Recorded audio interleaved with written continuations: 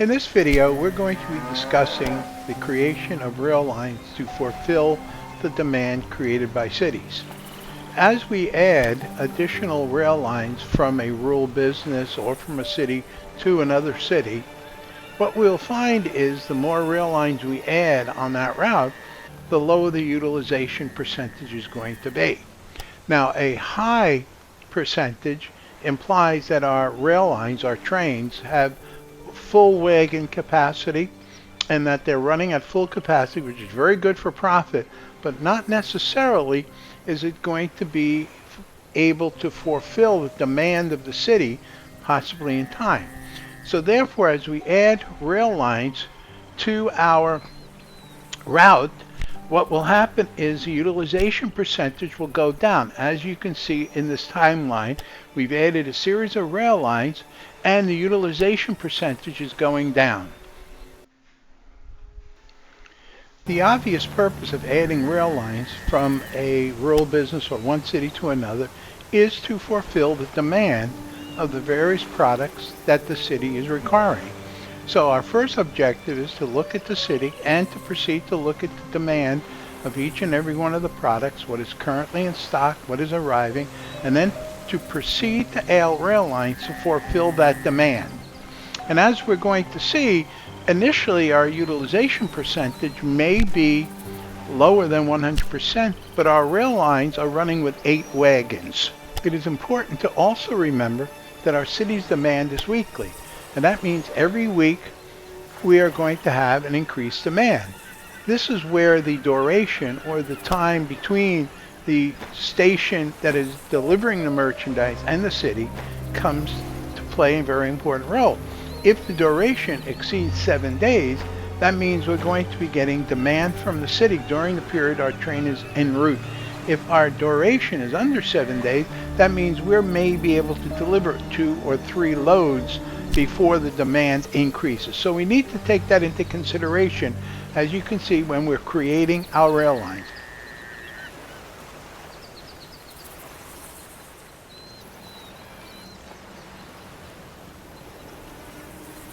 As you can see, the first rail line has given us a 61% utilization, which implies that our rails are not going to be running at full capacity. But as you saw, 8 wagons were loaded with livestock. And as we create the second rail line to fulfill our demand, again, look at the utilization percentage.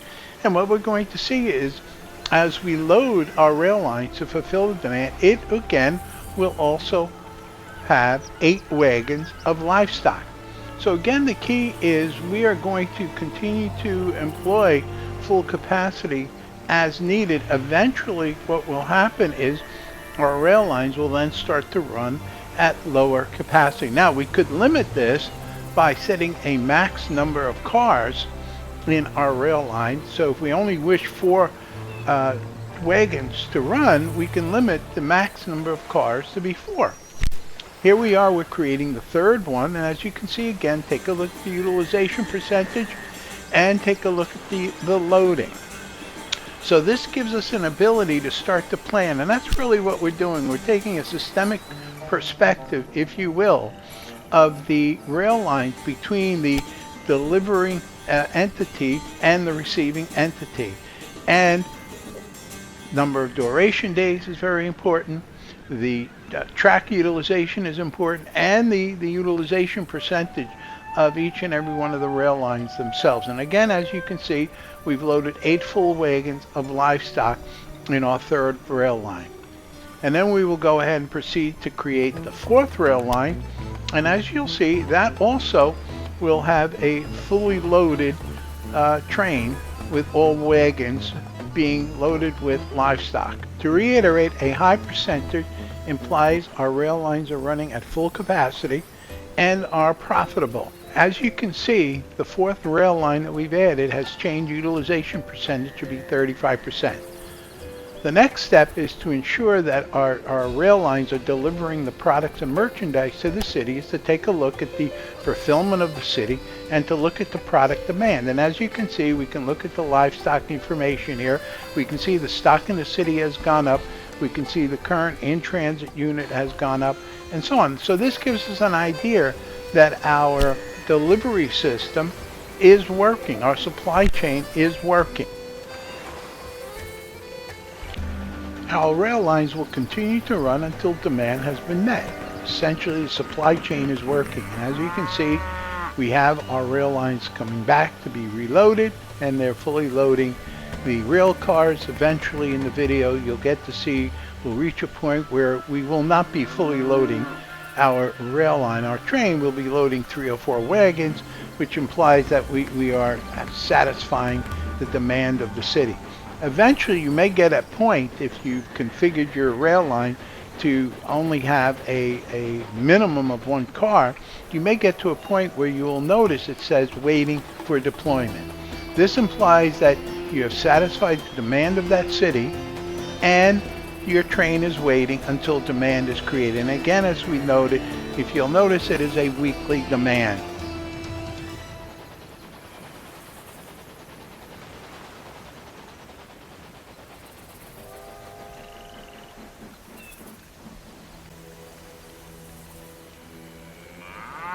As you can see, our returning trains are still being fully loaded to capacity.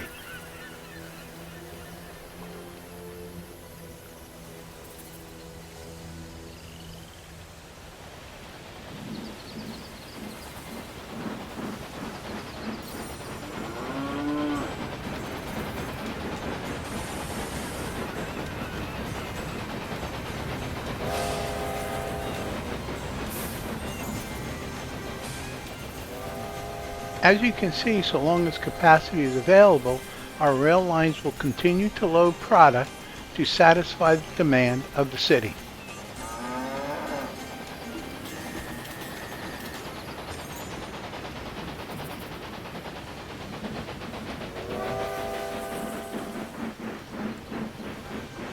The fulfillment process continues until the supplier is out of stock or there's no longer any demand from the city.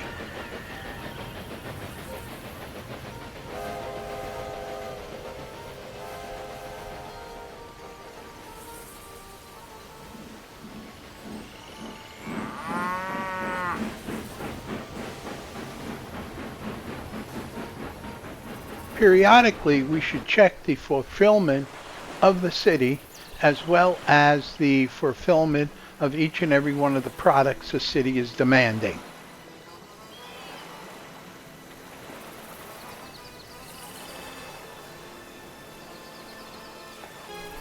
Another important measure we should monitor is our track utilization percentage.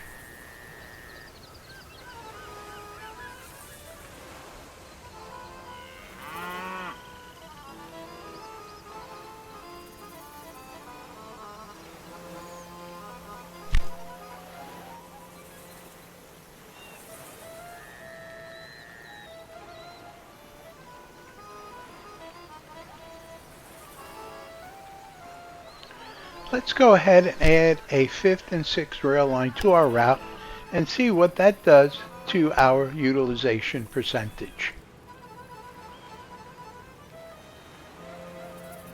Note our utilization percentage is now at 48%.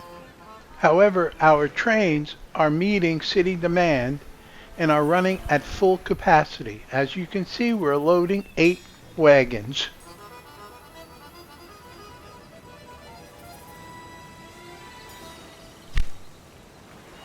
Let's go ahead and create our 6th rail line.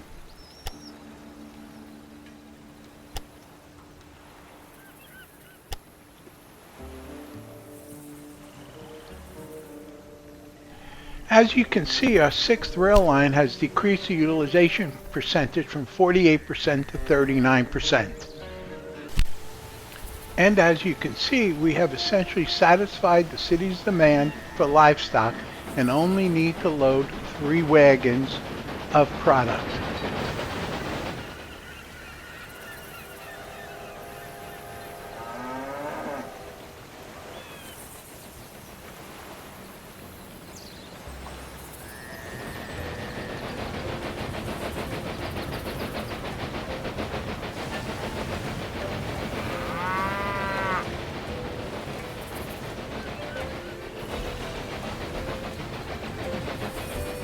High utilization implies efficient use of train capacity and enhanced profits. Low utilization implies trains are not running at full capacity and therefore not necessarily as profitable. As with all management measures, take into consideration the specific objectives and goals that one is pursuing. A more systemic measure or system-wide measure we can use is train usage. Here we effectively have three different metrics, so to speak: red, yellow, green. Red means highly utilized, fully loaded.